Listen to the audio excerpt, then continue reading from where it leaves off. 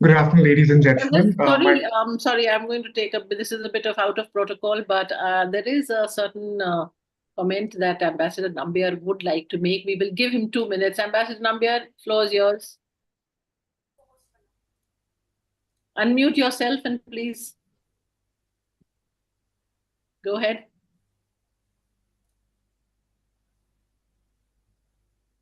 Ambassador Nambiar, can you hear me? Please come in and let's hear you. Is he muted? Somebody unmute him if he's muted. Okay, can you hear me now? Yeah. Perfect. Good. Very good. Yeah. I just wanted to check with Atul. Yeah. What was Alexander Dugin doing in the Myanmar narrative thing? What was his role? No, see, the conference was basically on Myanmar 2025 in a multipolar world. Yes. So Dugin's idea was why Myanmar should, it is also one extension of a civilizational state, and therefore should see itself culturally and otherwise a part of the multipolar world. And that's the framework within which they should define their foreign policy in the future. So Dugin came out with his gyan on what a multipolar world is and how Myanmar can plug into that kind of a narrative. Okay. Yeah. Because Russia has been doing a lot with Myanmar. Actually, the only place where Min Aung Hlaing has actually traveled 4 times is Moscow. He's just come back, actually, just last week. He's come back from Moscow. And he's going to Bangkok soon, isn't it? Next week. Yes. Okay. Thank you. I've just met Judy Bishop. That's her. Right. We'll have this editing done later on. Akshat. Okay, now get started. Yes, please. Thank you very much. Thank you, ma'am. Good afternoon, ladies and gentlemen. My name is Akshat Peni, and I'm a research assistant at the Institute of Chinese Studies, New Delhi. It is a matter of great pleasure to extend a warm and humble welcome call to another edition of the ICS's Wednesday seminar titled Sino-US Relations, Breakdown or Realignment of Ties. The Trump administration seems to be at odds with China, with tensions escalating into a full-fledged trade war between the two nations. US officials have also stated that they will not accept Beijing surpassing Washington as the world's leading power. Additionally, the United States is pushing for nuclear discussions with China, addressing both atomic warheads and delivery systems. Trump's remarks on the Panama Canal and Greenland also suggest an effort to outmaneuver China in key strategic regions. As friction between the world's two largest economies intensifies, what lies ahead? Will these tensions culminate in a deal between the two global powers, or is the world on the brink of a major crisis? The seminar will explore these critical issues shaping the future of US-China relations. The speaker for today's session is Mr. Atul Aneja, who is a veteran journalist specializing in foreign affairs.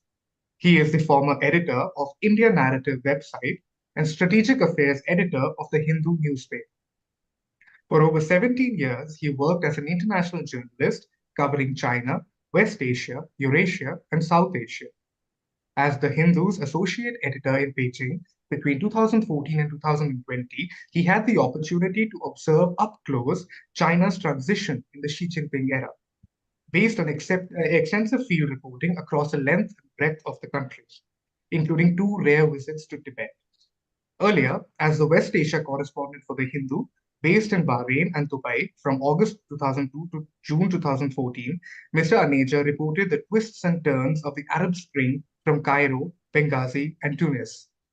Focusing on conflict zones, he reported the Lebanon war of July-August 2006 between the Lebanese Hezbollah and Israel from Beirut, Sidon, and Damascus.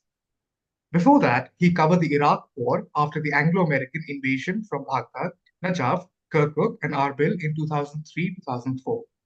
Mr. Aneja has also covered the Kargil War from Kashmir in 1999 and the situation in Afghanistan from Kabul, Almaty, and Dushanbe after the 9/11 attacks. Mr. Aneja has an MPhil degree from the School of International Studies, the Africa Division, from Jawaharlal Nehru University, New Delhi. We're also happy to have with us, chairing this session, Professor Alka Acharya, who is the Director, Institute of Chinese Studies, New Delhi, and Chairperson and Professor, Center for East Asian Studies, Jawaharlal Nehru University, New Delhi. where she has been teaching and guiding doctoral research since 1993. From April 2012 to March 2017, she was the full-time director and senior fellow of the ICS and editor of the quarterly journal China Report from 2005 to 2013. She was nominated by the Indian government as a member of the India-China Eminent Persons Group between 2006 and 2008 and was a member of the National Security Advisory Board of the Government of India for 2 terms, 2006 to 2008 and again in 2011 till 2012. Her publications include Crossing the Bridge of Dreams, 50 Years of India-China, China and India, Politics of Incremental Engagement, and most recently, Boundaries and Borderlands, a century after the 1914 Simla Convention. Her current research focuses on the India-China-Russia trilateral cooperation.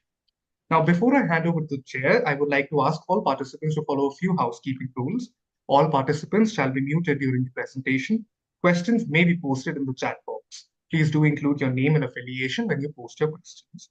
Alternatively, you may use the raise your hand option during the interactive session. You shall then be called upon to unmute yourself. Over to you, Professor Acharya.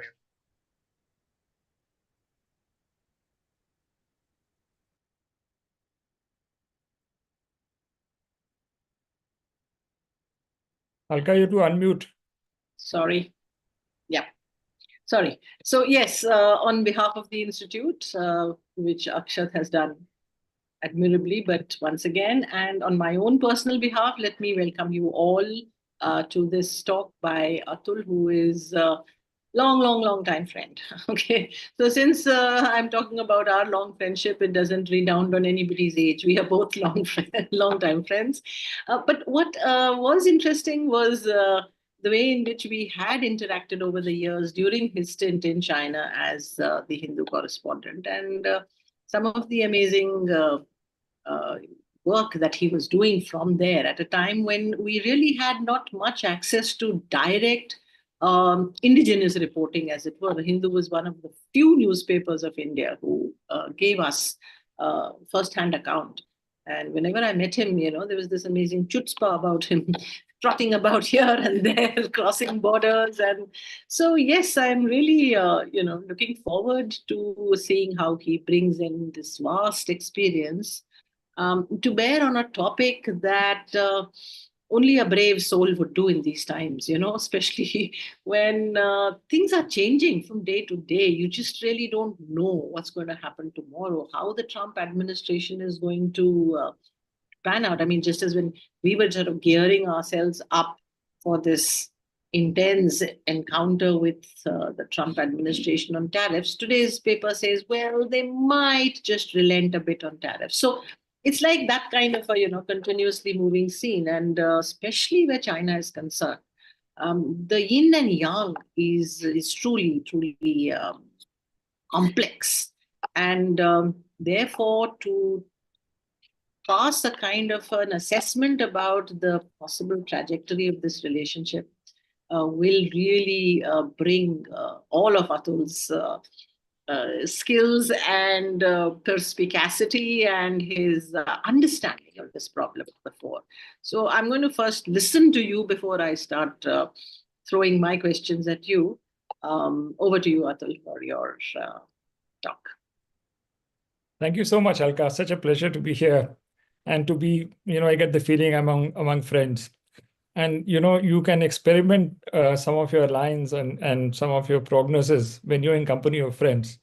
And, well, it's not easy, Alka, to begin with, to sort of crystal gaze on what the trajectory of US-China relations may be. But so I'll try and throw a few ideas, and it'll be wonderful to sort of brainstorm that in the Q&A session. Okay. So thank you for having me.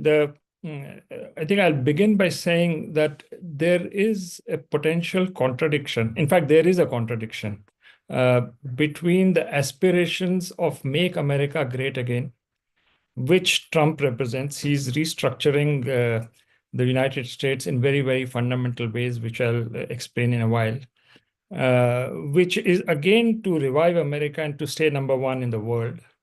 And the other side is Make China Great Again, which is essentially the idea of the great rejuvenation of the Chinese nation, which is what Xi Jinping had said during the 19th Party Congress, where I was fortunate to be there at the time when he went on with his 3.5 hour speech, where he, as we all know, declared his two centenary goals. And one was to removal of extreme poverty by 2021, marking 100 years of the formation of the Communist Party of China, and 2049, 2050, when PRC completes a 100-year century of its existence, where China would be number one. The second centenary goal, I think, is exceptionally important, where he says that we will be number one in all aspects of human endeavor by that time. So, and that would mark the rejuvenation of the Chinese nation, which has a throwback on the great humiliation which the Chinese faced during the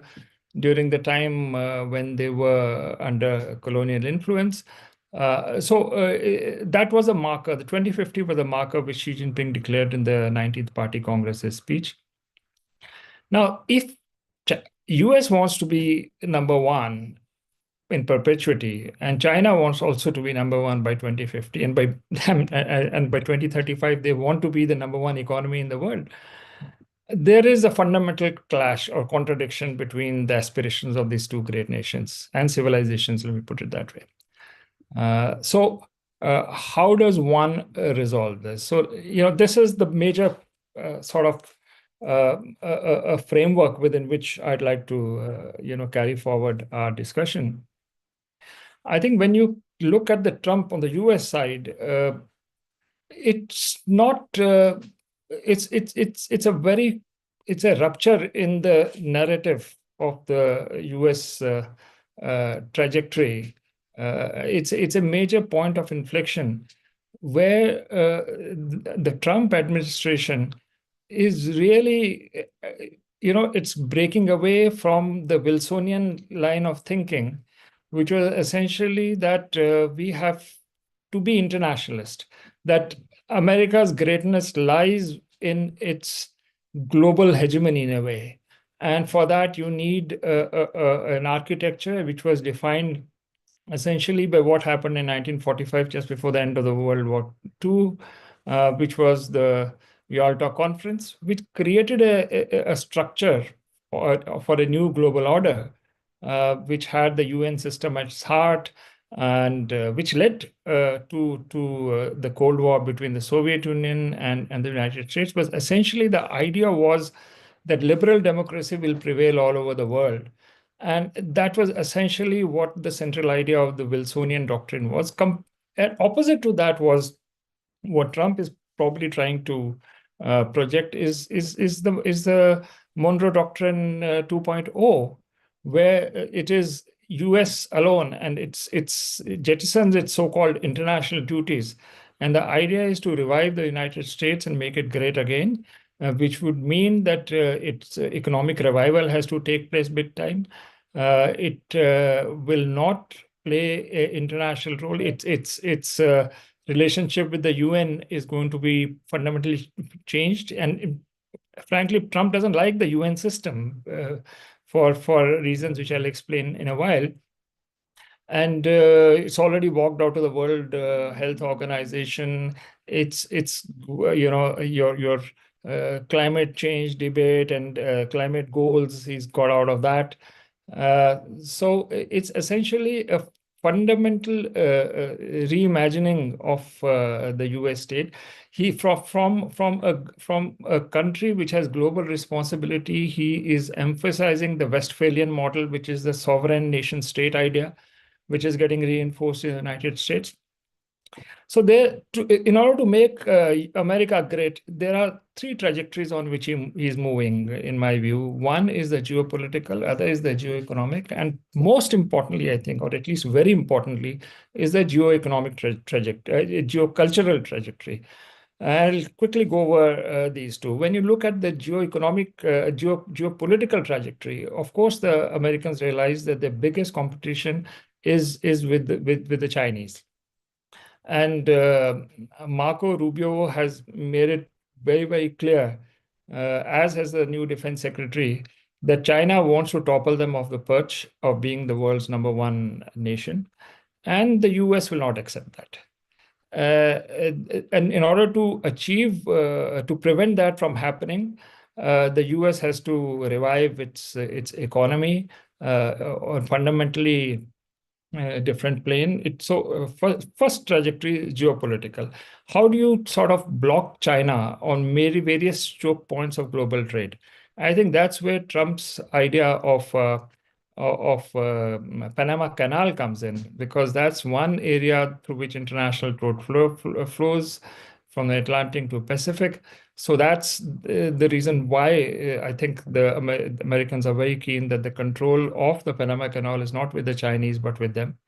They also fear that the Belt and Road, the maritime, the oceanic part of the BRI will extend into their backyard, and this is where their Monroe Doctrine kind of a sort of ideology comes into play, that Chinese cannot come into the US backyard. So Panama Canal is one area which one can think of. The other, of course, is Greenland. And Greenland, why? I think that has a major China angle as well, because as we all know, because of global warming, a new sea route has opened along the Arctic, the Northern Sea Route. And that Northern Sea route coming from the Arctic goes into different directions. If to the east is the Americas, Alaska, and connects with the Americas. And if it goes west, it goes towards Europe. And Greenland is right in the middle of that.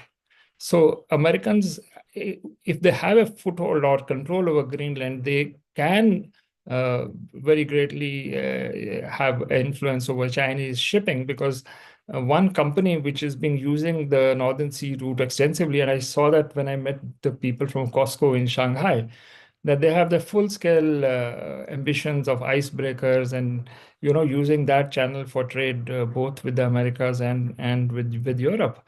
So that there is that geopolitical side will come into the picture big time. And perhaps also the Americans would be concerned about the Chinese trying to avoid the Malacca Straits when it comes to the Indian Ocean and the Indo-Pacific.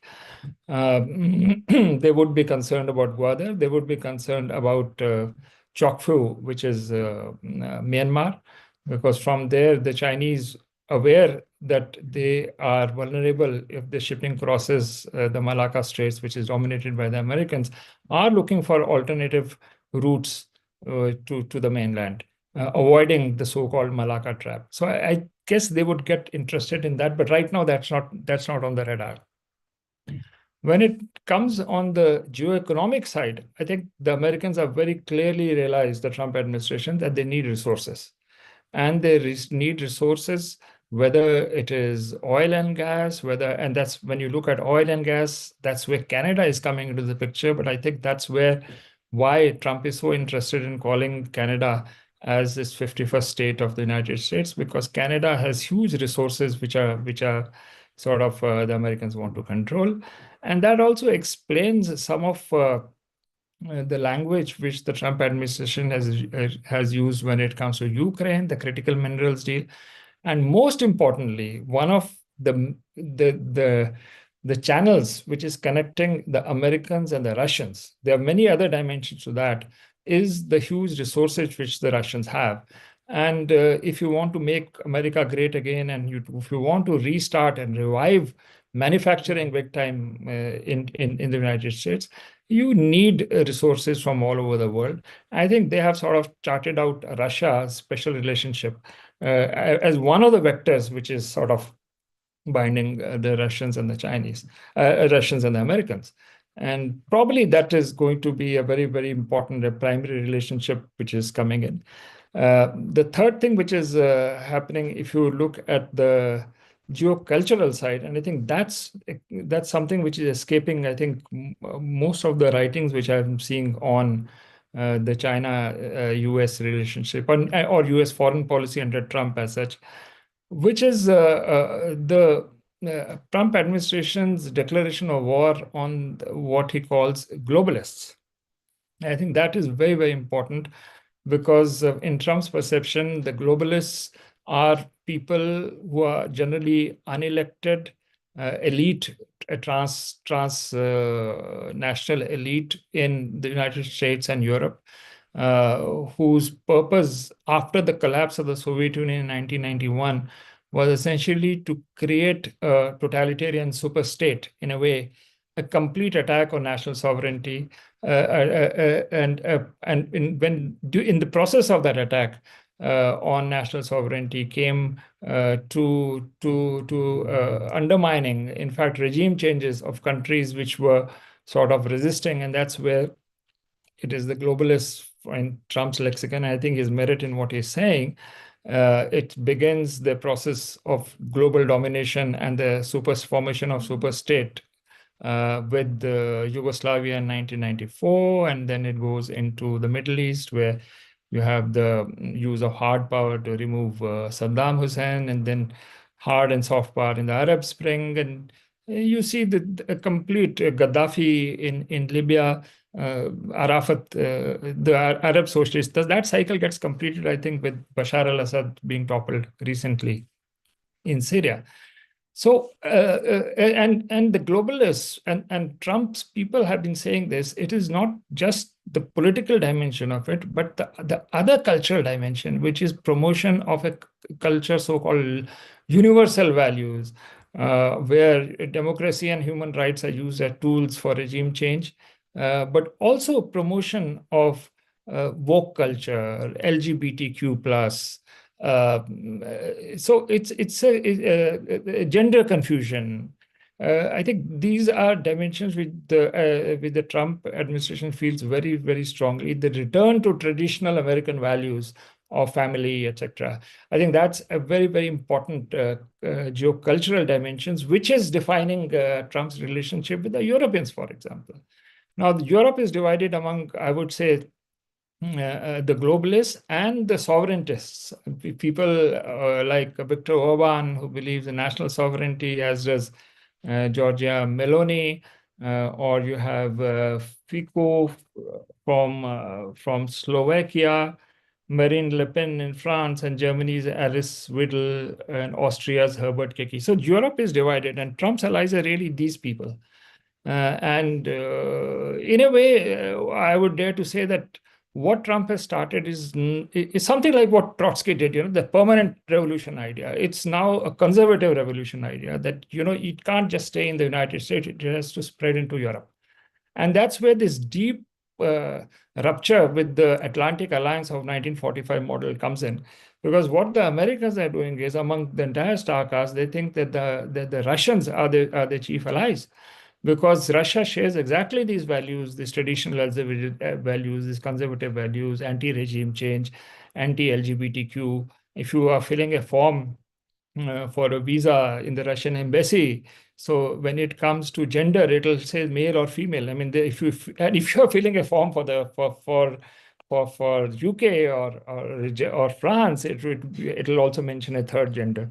So, I mean, the Russians are very close in terms of their thought processes with Trump and his core team. And that's why I think that's where a very, very special relationship is building up.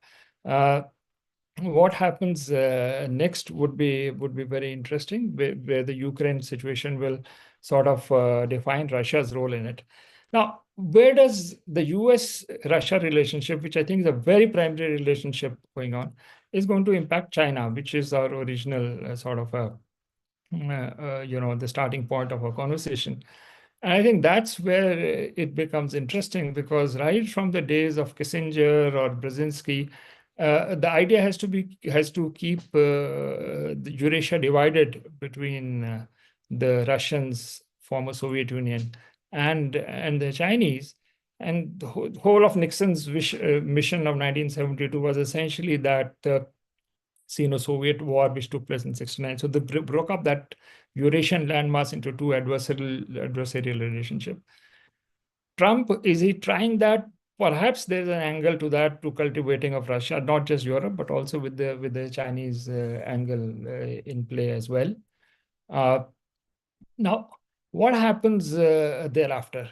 I do not think that despite a complete restructuring of the global system, Perhaps the end point would be Yalta 2.0, where you will finally have these main pillars of the multipolar world, because frankly, the unipolar moment has long passed.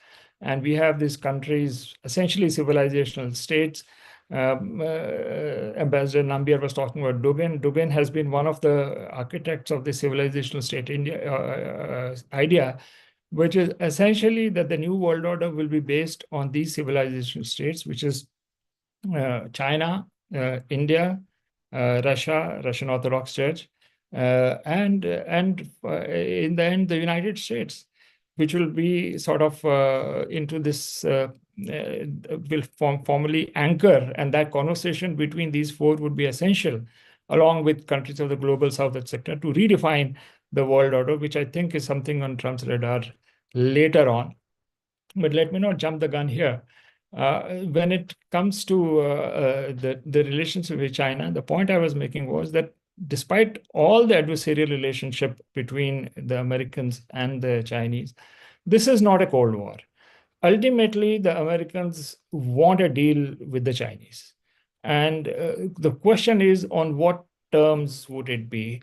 And my own hunch is that after the dialogue with the Russians and the Americans gets through with the resolution of the Ukraine war, there is going to be a very long conversation between the Chinese and the Americans as well, where the Chinese too are mature. They also want a dialogue with the Americans, and it will be on a 360-degree, including on strategic stability, nuclear weapons, etc. So a comprehensive dialogue, I would suspect, is going to start, will start between the Chinese and the Americans. And the Chinese are prepared for it, because if you look from the Chinese perspective, there are vulnerabilities which the Chinese are facing.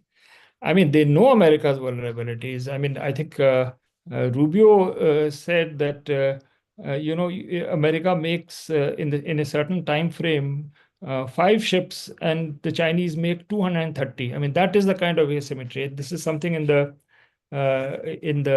CRS report, quoting Marco Rubio. So the Chinese realize that they're, when it comes to manufacturing, I mean, they are leaden-footed when it comes to, in comparison to the speed with the Chinese are going ahead. And Rubio himself has made a statement. He said, I know I cannot stop China from becoming a great power at some point. But the point is, who is number one? I mean, that is the red line, which comes in.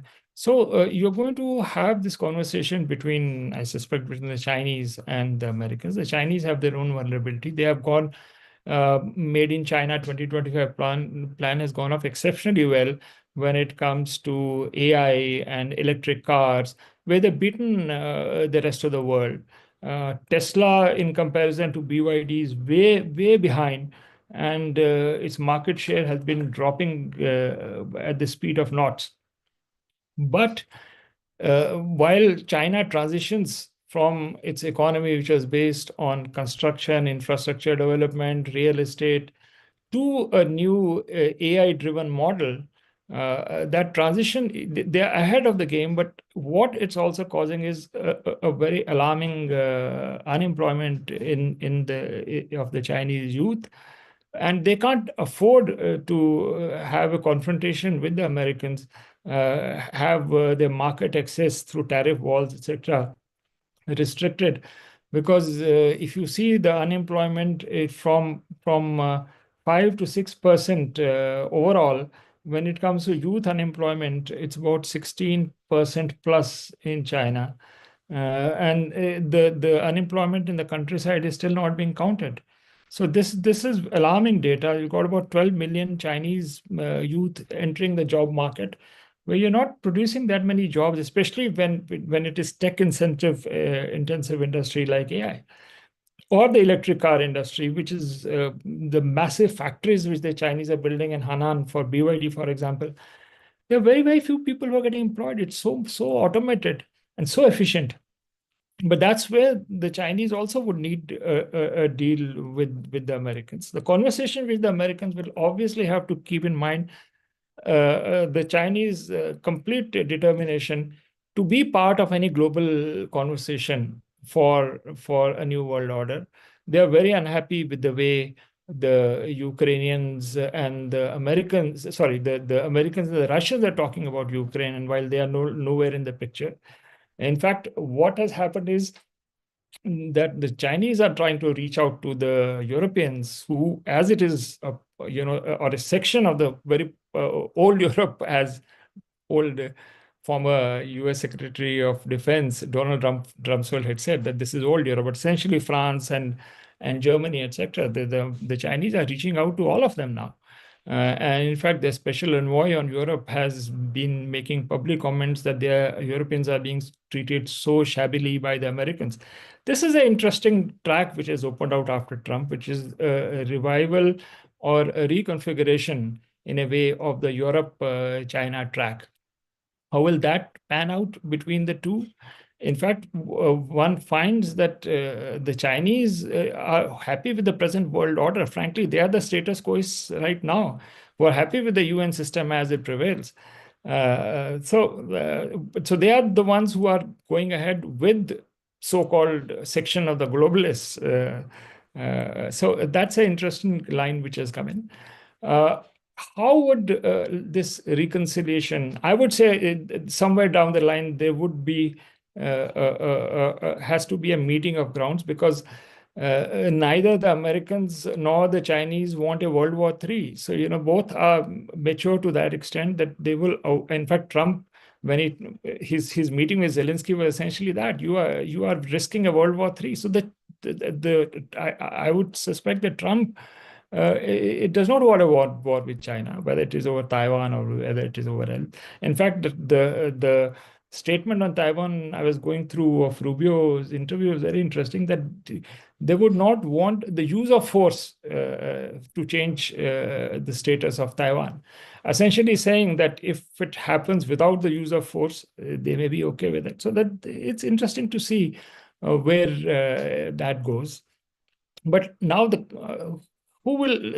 are lines now of communication. One would be, I would say, the direct dialogue between the Americans and the Chinese, and Xi Jinping's conversation with President Trump before his inauguration is important. It has set the books in a way.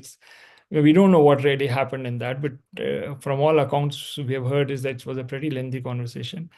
I think the Russians' position now becomes very interesting, because Russians are all for a multipolar world. Frankly, Rubio is also talking now that, you can't escape a multipolar world. And the unipolar world was really an aberration, he said in one of his interviews. So who would sort of be mediators or the lines of connection between the Americans and the Chinese? I would say the Russians are right there in the middle of it, of being the link between the Americans and the Chinese. So would be countries like Hungary or Italy. They are all for Trump, but at the same time they know that if investment has to come in, it's not going to come from the Americans, because America wants to attract investments into its own territory. In fact, Trump's comment on China was as well this, that you come and invest in America, I have no problem, while we continue with the tariff wars. So the Eastern Europeans, they know their primary relationship is with Trump, but they can't do away with China, and they have good relations with China as well. These are the kind of lines and tracks which will open up, which will probably link the Chinese and the Americans dialogue. Because finally, just concluding what I'm saying is that you ultimately there has to be a dialogue between the two, and both realize this. And the model in the end is, frankly, there is in the day and age we live in, is a multipolar world where it will be these four leaders, which if I can see a picture in front of me, it would be Putin, Xi Jinping, Trump, and Modi. I mean, these are maybe the main principles driving a new world order. But that would be a conversation for a much later time. That's far away. But right now, I think the Chinese and the Russians, of course, are on board. Alka is talking about Russia, India, China. That's an important conversation. But what Lavrov has said recently is also very interesting, of a conversation between the Americans and the Chinese and how they can help in that conversation. So I think the end game will not, when you come to this topic, whether it's going to be a breakdown or realignment, I would be guardedly optimistic in saying that at the end of the day, finally, there would be no options if we have to avoid a nuclear war of realignment of ties and the emergence of a new world order in a multipolar framework. I think I'll stop now. I think covered a lot of ground and would be happy to hear your views and questions. Thank you. Oof. Okay, that's really a lot of ground. I'm afraid you will not be able to stop there because I'm sure there are going to be many reactions to what you said. I mean, first thing is quite clear that US and China is basically about the world now. I mean, yeah, thinking of a multipolar scenario, which is, I would say, at the at the other side of the coin. But this is now because if we just, I mean, I was just jotting down every time you mentioned a third player or a fourth player or an nth player, and you basically covered just about half the globe. When we talk in terms of the US, China, and the kind of complexities and implications for other scenarios, whether it is scenarios of war and peace or it is scenario for the trade, restructuring. And so it's quite clearly now not just a simple thing about Trump and Xi Jinping sitting down and sorting out tariff issues, because the game is much larger, and that has come across in your presentation wonderfully. What is, I mean, and the big question that I ask and that you can come to at the end really, that when you say that the conversation is going to be between India, China, Russia, and the US, what are the issues we are talking about? Because I am relating this conversation to the capabilities and the contributions that each of these players are making to a possible restructuring. Now, at the moment, I don't see the clout that China exercises economically and strategically in Asia, which can actually give the US pause for thought with us. But what is it that India can actually offer, which can make the US pause and say, oh, wow, we have to include them, other than what you hinted at some point, bringing India onto their side, as it were, in this larger contest between them. So in that sense, I would say that the main conversation is going to be between those three, because US and US and Russia are already having a conversation about the European theater, and China is trying to get in through the other end, through Europe. So, so I would see this multipolar kind of conversation as still not quite a four-cornered or a four-member thing. First, I think the issue of the China and the US equation will need to be given some clearer contours. Where are they really heading? And as you very rightly said, Trump is not looking to start a Cold War. He is not looking to unleash yet another kind of a geopolitical warfare out here. He wants to cut a deal, and the transactional man that he is. So I would say that my larger issues that are there in my mind are about the nature of the deal. So I'll stop there, and let's see if there are other questions and comments from the floor. Akshat, will you just take over and just see who comes in and see the raised hands if there are, if people choose to exercise that option. Certainly, ma'am. We have got a few questions in the chat box. Two are by Mr. Rajkumar, and with your permission, I can read them out together. Okay. So Mr. Rajkumar is asking Mr. Aneja, how do you analyze the United States' thinking to put nuclear weapons in Taiwan, South Korea, Japan, maybe in the Philippines, against the strategic equilibrium between North Korea, China, and subsequently the Indo-Pacific in the medium to the long term? And his second question is that, can China and India have a new modus vivendi based on Chindian culture and essentially if there's been any research on this. Right. You want to read some more, or do you want me to respond? You can take the call, whether you want to take a clutch of 3 and then move on to the next. Maybe one more and then Yeah. Okay. Right, sir. We have another question by Mr. Rappai. He asks, do you think that the 4 years is too short a period for Trump? China can it pull the technology trajectory? Thank you. That's his question. Okay. So I would go by the last question by Dr. Rappai. You know, the the ideology of Trumpism, let me put it that way, it's a new way of thinking, is not yet irreversible. And that brings to your point whether 4 years is enough. I'm not sure 4 years is going to be enough.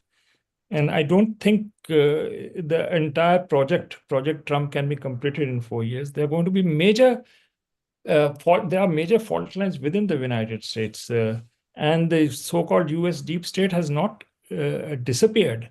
It's got very, very deep notes. So I would not be surprised if there is a lot of internal, not just squabbling, but I won't say a civil war, but there are fault lines within. There is going to be internal preoccupation of the Trump administration with those who are still powerful in the US establishment. So to your question, whether 4 years is going to be enough, I don't think 4 years is going to be enough. And therefore, one needs to suspect the longevity of what Trump has done or what Trumpism will do, which is essentially from the globalist to a multipolar world where they are one of the major poles. It's still up in the air, and it's going to take time. And it's very unpredictable. A country which has no gun control. You had this assassination attempt on Trump earlier. Kennedy is one example which comes to mind. So you are not on secure footing right now. There's a lot of ground to be covered by. But what I do see is that there is a clarity about where he wants to take it, and it's painful for many people across the Atlantic, and in fact in many parts of the globe. And so he has enemies. And I doubt whether you can complete your project in 4 years' time. So that's the response to Dr. Rapai's question. Regarding nuclear weapons in Taiwan, I don't think the Americans, I mean, there are lobbies which want to do it, but if you really see in the end of the day, the Americans don't want to put nuclear weapons into that, because that would mean a confrontation with the Chinese. And the Chinese deterrence can't be something you can wish away. I mean, if you look at the Chinese missiles, DF-21, DF-41, I mean, they cover Guam, and the aircraft carriers are vulnerable.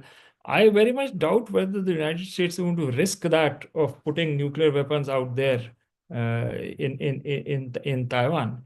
In fact, right now, Trump's preoccupation is to getting Korea and Japan, shipbuilders from these companies like Hyundai and others, and Mitsubishi, to come and invest in building American ships, because they're lagging behind like anything from when compared to China. So I do not think that the Americans right now would want a kind of a confrontation or a war with the Chinese, because the whole MAGA project goes for a six, because it requires a certain stability in the globe to revive manufacturing and industry, and getting cheap energy to do the job when it comes to the manufacturing. So that's for their opposition to climate change and renewables, etc. So it's going to take a long time for this to be over, and I don't think they would want to land themselves in a situation where you're facing the threat of a nuclear war with China.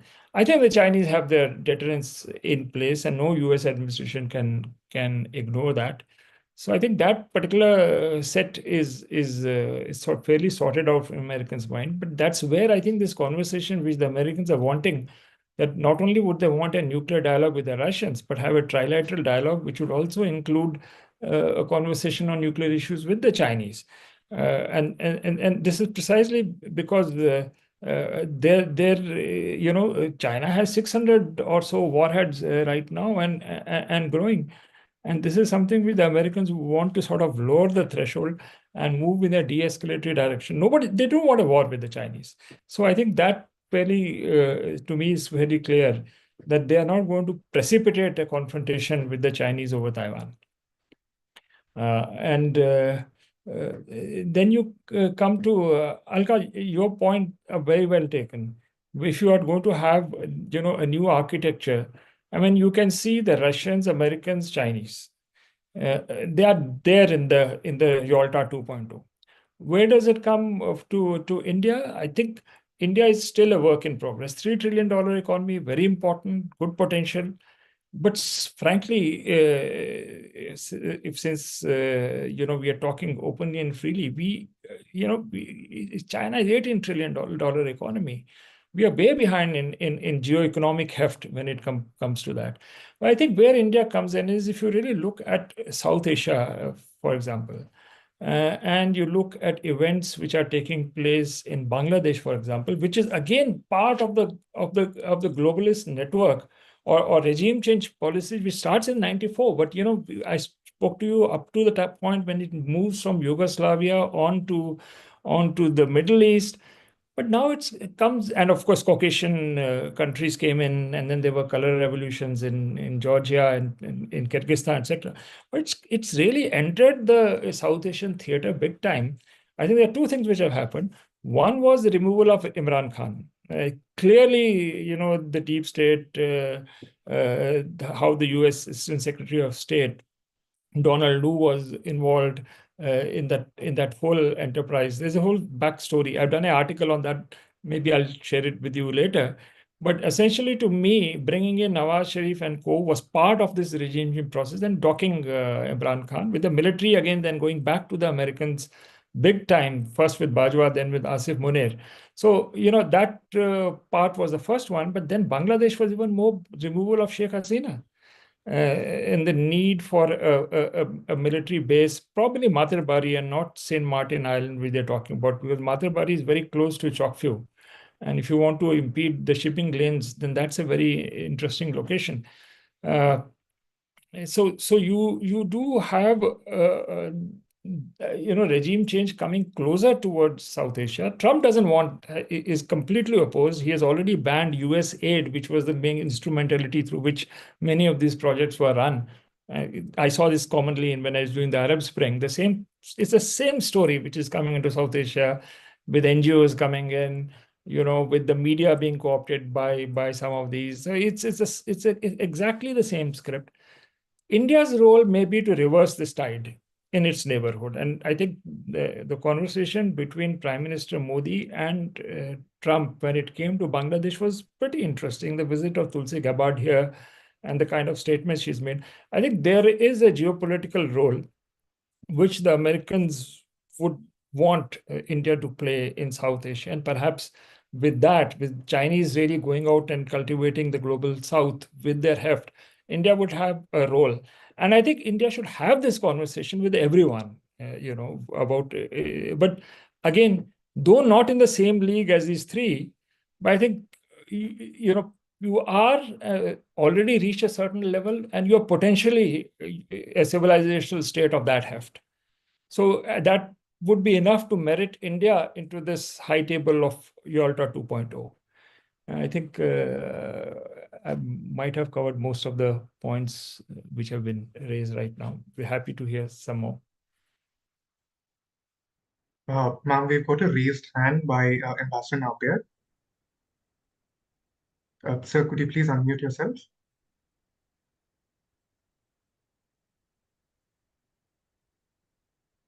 Ambassador Napier?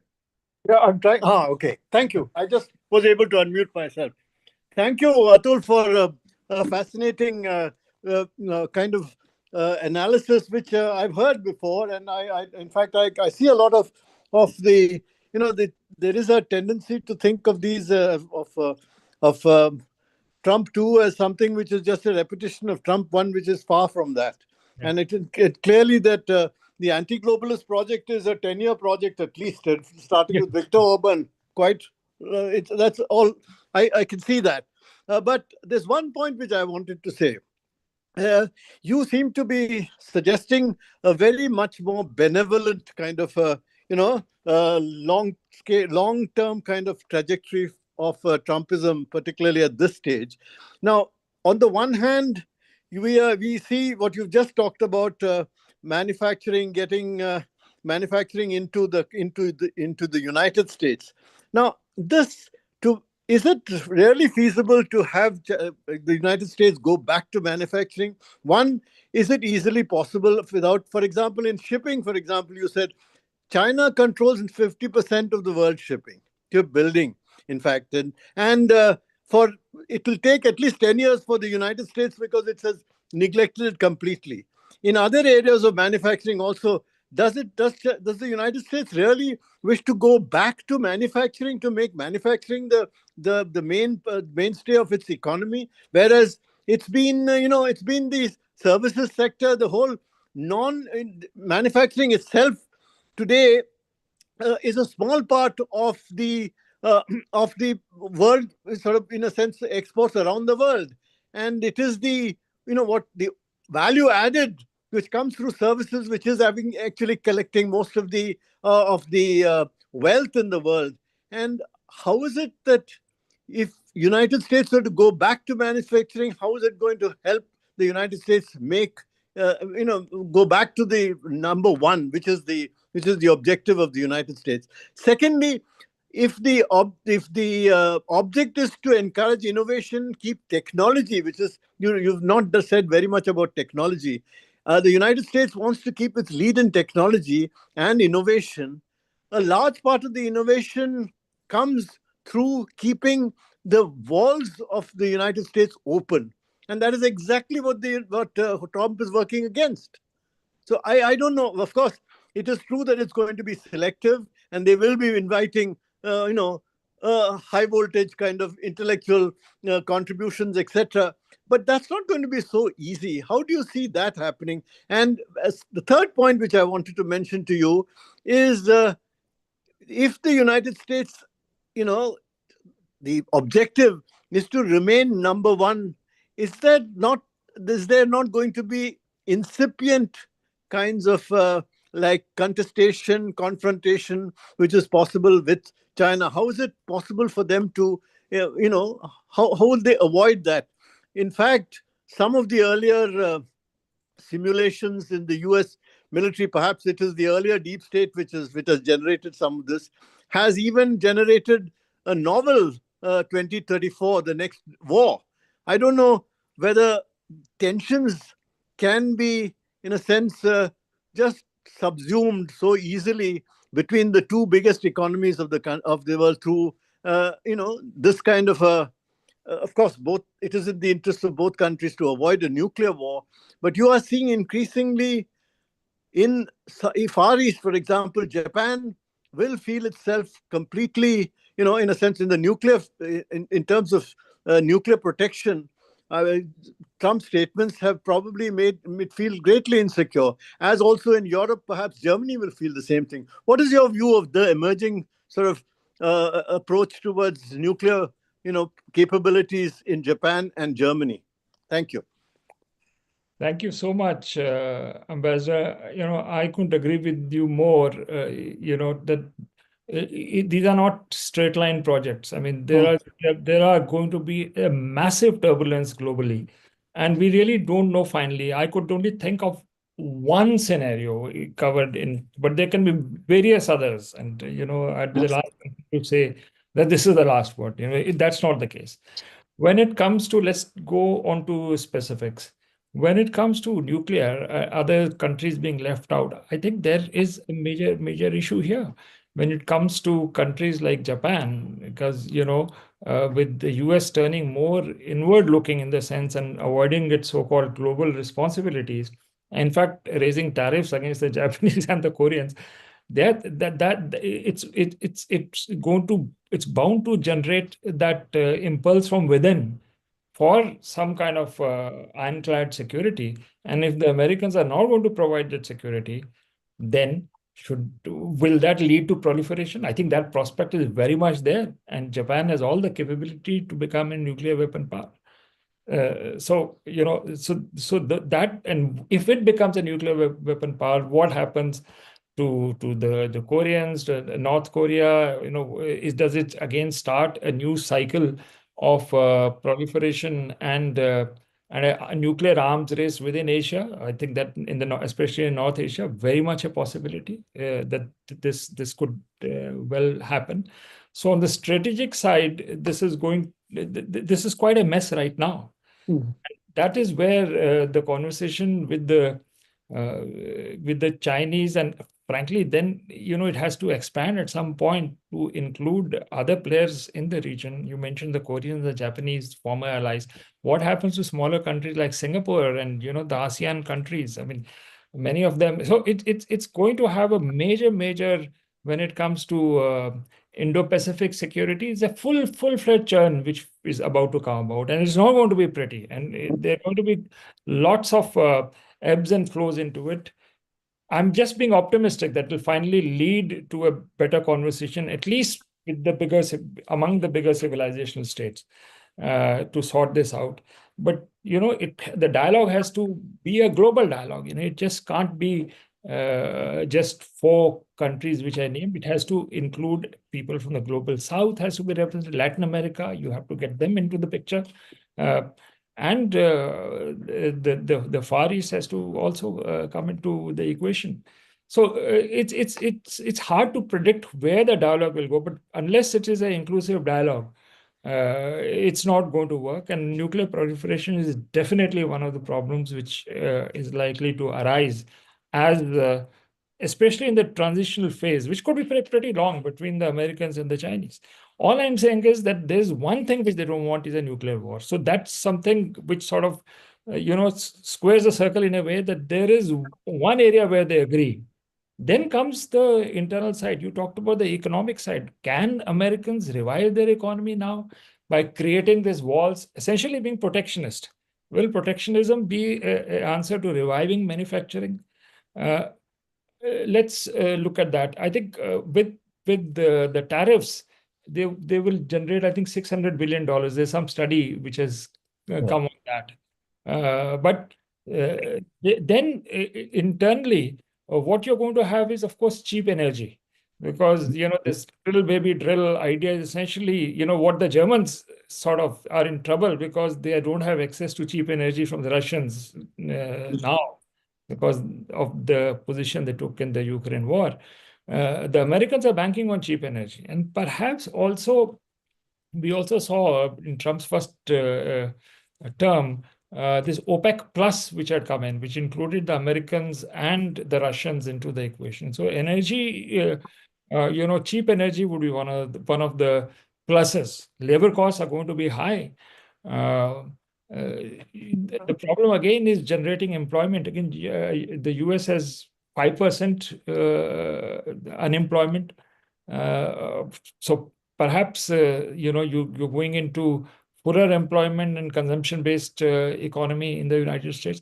Whether it's going to work, I'm not so sure, because you will need foreign investment coming in. And if you look across the world, across the globe, Ambassador Nambiar, which country has a surplus capital? I mean, that would be one conversation between the Chinese and the Americans. Okay, trade is the issue, but you guys come and invest in my country, because the efficiency of a BYD and all, I mean, it's beating Tesla hollow now. Absolutely. So that's the Chinese are going to bargain for that. That if we are going to if we do ABC, then we need not just investment, but maybe market access. So that's up in the air. But to see protectionism and a self-sufficient American economy as the template for Make America Great Again is not going to happen. It's going to be far more complex than that.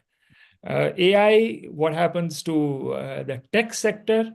Again, there are, if you're not going to engage with the Chinese are moving up the value chain pretty well. I mean, I remember when I used to bought this Huawei Mate in Beijing, it had almost all the features of an Apple. I mean, so, if you don't deal with the Chinese will take the ball away from you and be a real competitor, even in terms of AI and tech, which we're talking about. So it's a situation, Professor Nambia, where the Chinese have lots of leverages up their sleeve as well, though they have their vulnerabilities, but they also have leverages. So it's not going to be a one-way street at all. If Trump thinks that he can get away with a sort of a list of items which the Chinese must do, and he does nothing in that. But that's where I suspect a very long dialogue between the Americans and the Chinese will begin, where there'll be cross linkages across. Economy will get linked to security issues. Geopolitical and geoeconomic will come together. So it's going to be a big churn. And I think that's the only way where we can get out of this mess, because otherwise, Make America Great Again, be number one, and the Chinese, the great rejuvenation by 2049, there's going to be then a clash. Yeah. But then can we have a clash in this day and age, which will amount to a third world war? I doubt these two will hedge, because ultimately they're wise civilizations. It's already been gamed. It's already been gamed and comes out in the novel 2034, the next war. Yeah. So, but that's one thing. We had 1984. Now we have 2034. Interesting. Which sort of give one scenario, but frankly, the Chinese, when things are going well for them, getting into a nuclear conflict would destroy everything. Absolutely agreed. They would not want a nuclear war, as would the Americans not want it. So we'll see. But it's a mess. The answer to your question is that there are too many sort of balls in the air right now. Yeah. And it's going to be a complete mess. But it is what Alka said. This is not just Trump election and all. It is a global churn which has started. With various theaters now coming. Ukraine will one, Middle East will one. We're going to have, Southeast Asia or the Indo-Pacific as another one. South Asia.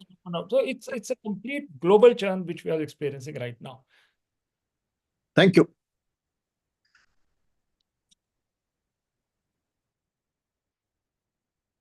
Ma'am, we've got two more questions in the chat box. With your permission, may I please read them out? Great. So these two are again from Mr. Rajkumar, and the first question is, will MAGA plus MIGA equals MEGA have a coherent strategy backed by American and Indian geopolitical strategies and actions during Trump 2.0 administration and even after him? And the second question is, what is the current status of Indian journalists in China and vice versa after the 2023 visa issues of Anant Krishnan and Abhishek Mishra? Okay. So basically, what Mr. Rajkumar is talking about is multipolarity. Make America great again, that's MAGA, and that's make Europe great again. And that's an interesting one, because there was just a conference in Philadelphia, not Philadelphia, close to Washington, probably Maryland, very recently, where there were think tanks from Europe and who had this kind of a brainstorming session for 2 days, which was essentially on MEGA, make Europe great again. And of course, Elon Musk is a big supporter of this particular. New think tanks, by the way, are coming in, the Americans, new conservative think tanks. So it's not going to be the old, Brookings and what have you, or Carnegie, etc. There are new players in the game when it comes to the Thinkland world. Just an aside, which I thought was interesting. If you look at Trump administration, the people have been drawn with many of these think tanks, as they are appearing now on the European side as well. Where when it comes to MIGA, which I think is Make India Great Again, I personally think that a Yalta 2.0 would be great for us if we are going to be in the high table, which I think we discussed that a bit. Because otherwise, I don't see India getting a UN Security Council seat at all. See, the Chinese don't want it. Chinese are happy with the present structure of the UN, and they are telling the Europeans that we are the ones who are progressives. We are into for the net zero, etc. But from an Indian perspective, I think first of all, connecting all, I'm not sure, Europeans and the Americans. But from our perspective, I think it's important that we are on this. If there is an opportunity coming of a Yalta 2.0, and we must be a part of it, and which means a very proactive Indian diplomacy is required right now. I came from Myanmar, where I personally felt that there is so much more we can do out there, to sort of put a foot into where it matters, because we have to be in this high table, and that's good for us. Where if there's a restructuring of the global order, and with there's a you are the League of Nations and you and a third one coming up, and if we are part of it, we must be a part of it. So MIGA is very important, but a lot of effort, I think, has to come from here. And growing at about 8 to 10% economically is a must.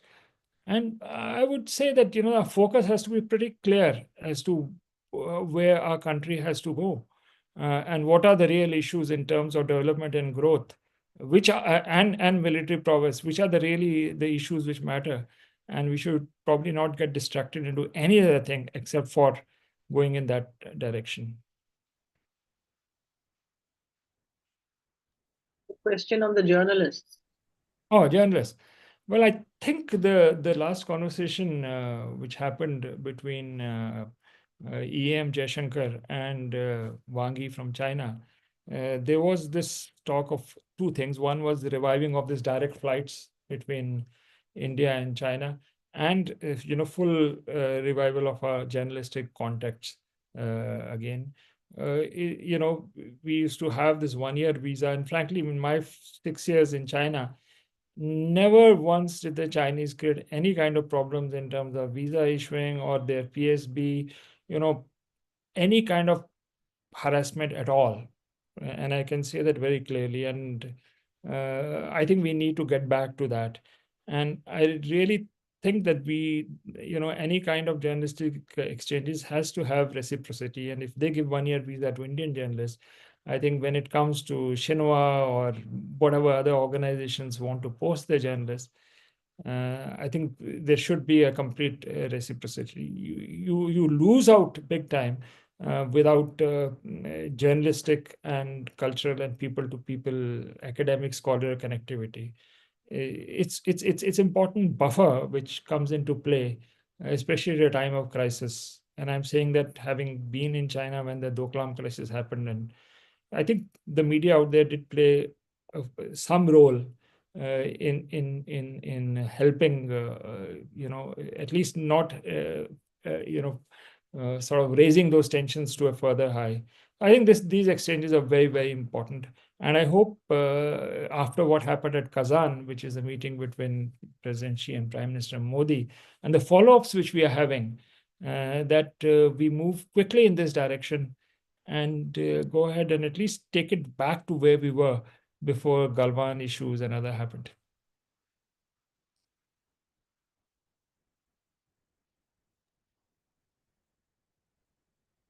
Professor Acharya, we do not have any more questions in the chat box right now. And we just received another question from Dr. Mithilesh Kumar Singh.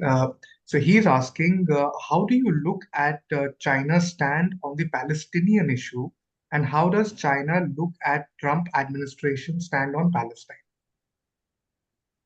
Well, when it comes to China and Palestine, you got to understand that in various theaters of this globe, there is a competition between the Americans and the Chinese.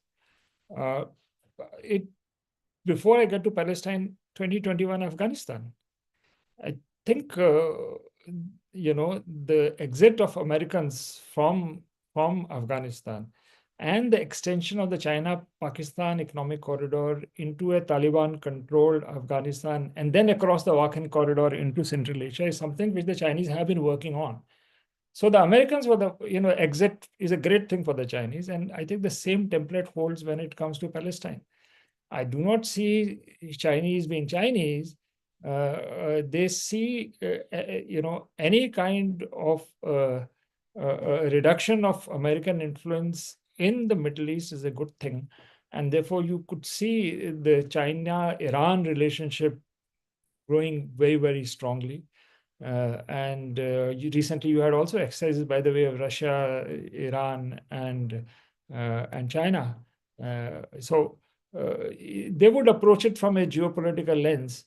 I don't think it's gone according to their script, because in the end, what has happened is that the main assets of the Iranians, whom the Chinese were banking upon, have basically been undermined, if not destroyed. Especially the killing of Hassan Nasrallah is a huge blow for the entire region when it comes from the Iranian and Chinese or even the Russian perspective. Israel right now, Trump is putting his eggs in the Israeli basket. That's for sure. And I think there's a risk here because, Trump's whole idea was the Abraham Accords, which he managed with UAE, and except for Saudi Arabia, he got Bahrain on board. I don't think he got Kuwait, but the other GCC countries are part of this Abraham Accords. Saudis could have joined, but now that's it's going to be problematic that if you're going to have ethnic cleansing in Gaza, that's going to put a lot of pressure on these GCC states to sort of balk at the prospects of further expanding the Abraham Accords, and that means Saudi Arabia joining into the picture. I don't think Chinese have got it right, but this Trump's policy is also creating problems for his potential allies. So perhaps a more a balanced view, but I can see from where it's coming. The domestic Jewish lobby being so powerful and so much in support of Trump that I don't see him. He is succumbing to that. Personally, I don't see that that's really go in the way of what Trump's main project is, which is MAGA, Make America Great Again. This is going to be a liability. And sooner or later, if a balance comes over there, I think the world and America would be better off with that.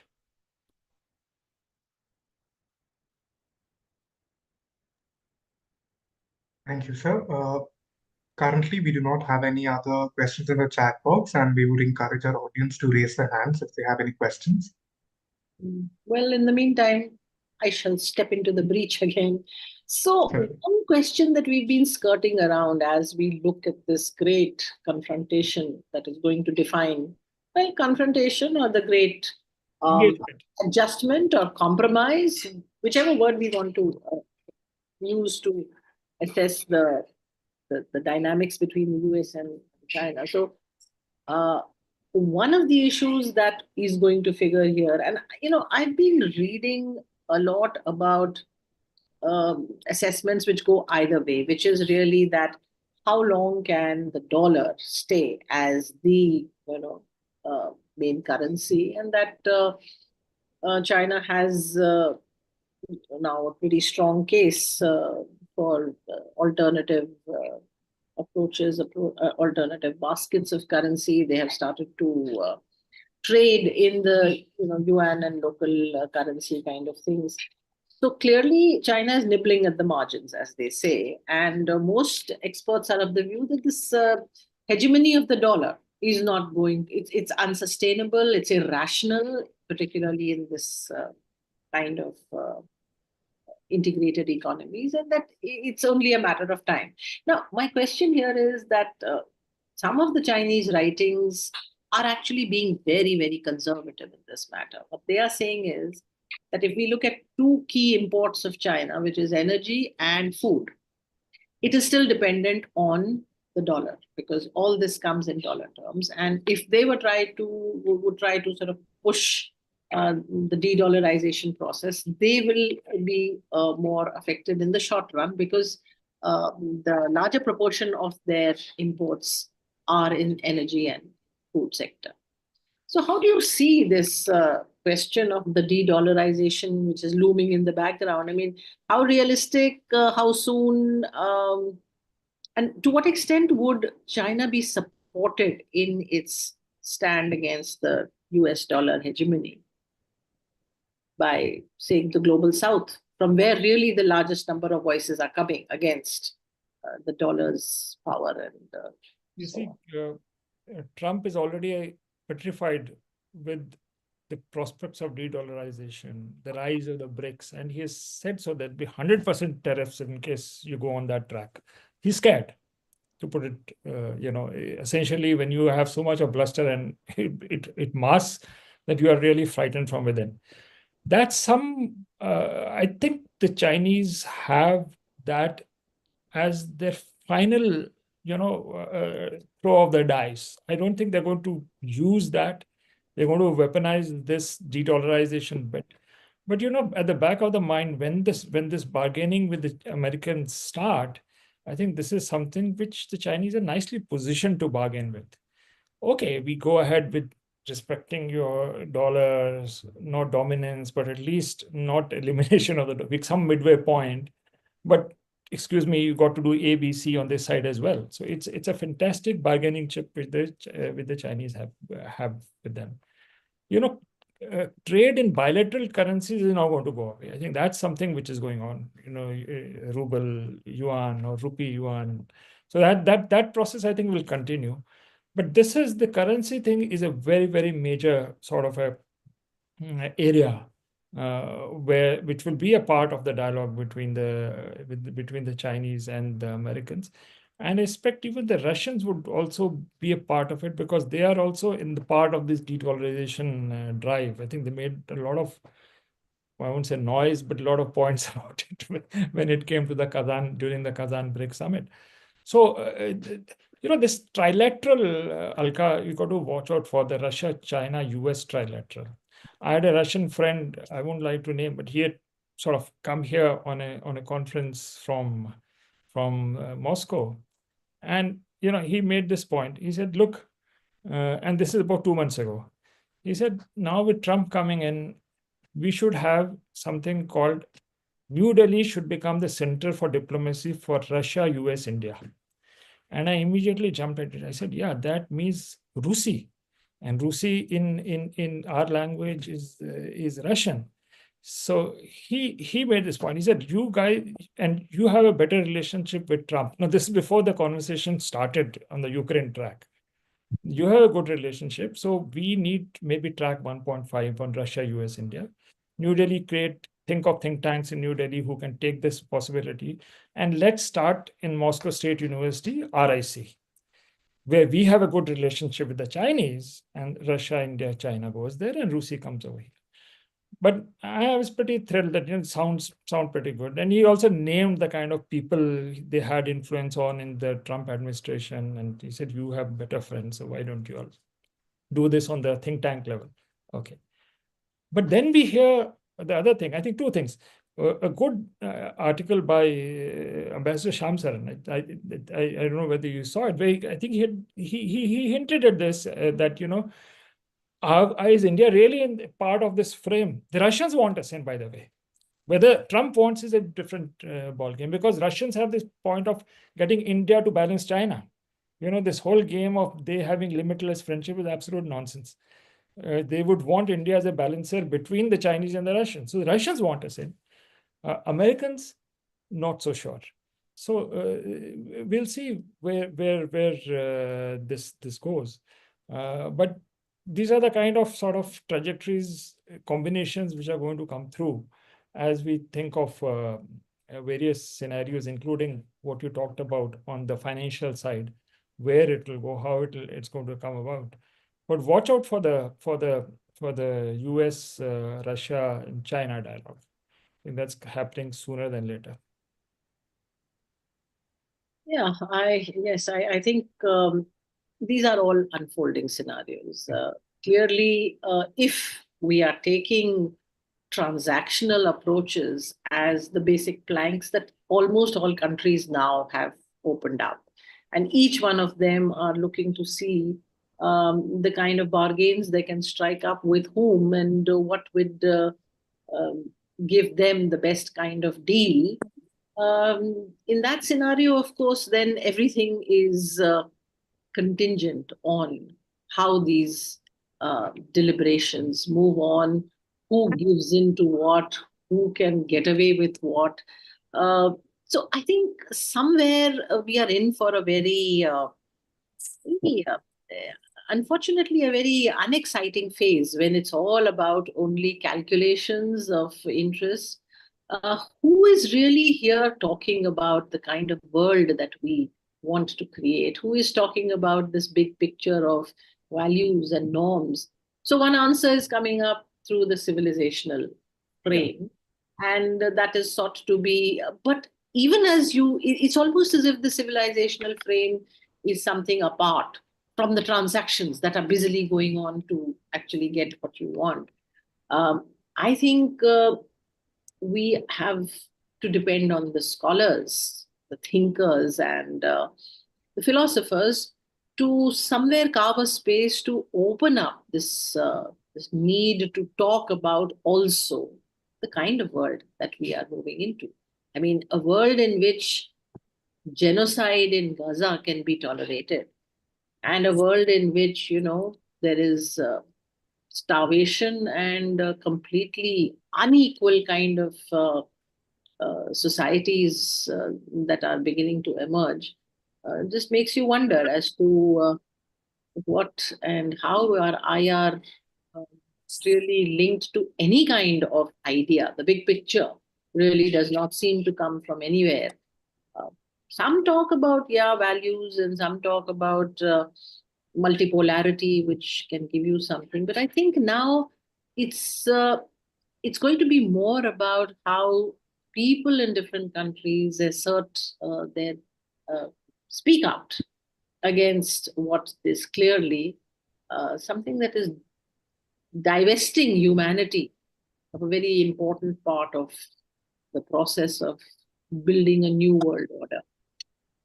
So on that note, I think we can bring today's discussion to a close. Thank you very much.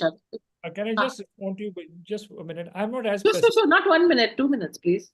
I'm not as pessimistic because you have the emergence of a multipolar world, but the ideology of a multipolar world has still not emerged.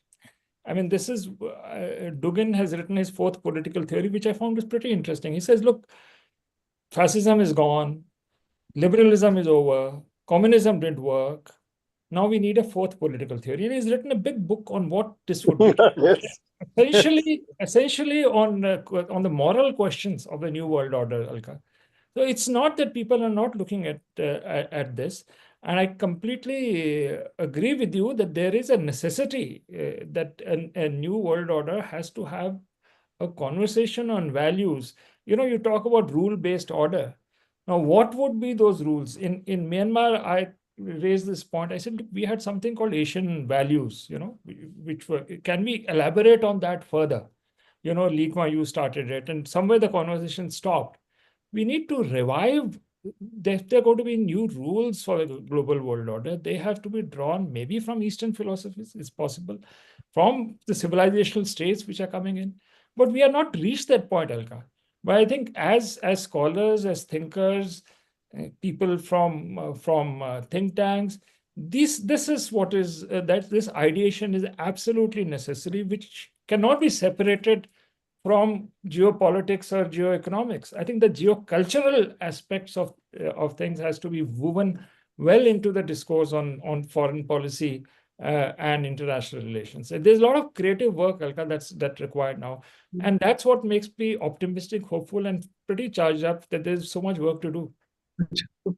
No, I agree that if you can pull together that determination, yes, there's much work to be done. Yes, no option also as well is as good a motivation as any other. But is Dugan's book available on Amazon or something? The latest one you were talking about? I think it is. It's on his website. I'll just forward it. That will My be next visit to Moscow, I'll get it for you. yeah, because I think this is something that needs to I be. think JNU is translating that book. Dubin was telling me that he had met the vice chancellor and this project was to go on. Oh, I see. Okay. In JNU, so you could check. No, I'll definitely find that out as well. But thank you once again. This has been a most thought-provoking and very complex issue that we have been grappling with, and I'm sure that this will generate many more ideas. But we look forward to inviting you again on your recent Myanmar venture soon. And thank you very much. And I hand it to Akshat to conclude the proceedings for today. Right. Thank you so much, ma'am. So this brings us to the end of today's session, and we are highly grateful to Mr. Aneja and Professor Acharya for gracing today's session with their presence and for giving us the precious time. The video of today's discussion shall be available on the ICS's YouTube channel. The ICS conducts seminars every Wednesday, and more information about our events can be found on our website. You may also subscribe to our newsletter for regular updates. Thank you for joining us today, ladies and gentlemen. Akshat, may I also just make a 2-minute plug-in for our forthcoming event, the 5th of April. The ICS will be holding a roundtable on the recently concluded NPC in China, and a pretty fantastic range of speakers we've lined up. We shall be putting out our program very soon on our website as well as on the Google group. But I'm just informing those who are here today. Please save the date, 5th of April from 3 to 5:30 at the IIC. Thank you. Thank you. Thank you so much. Thank you.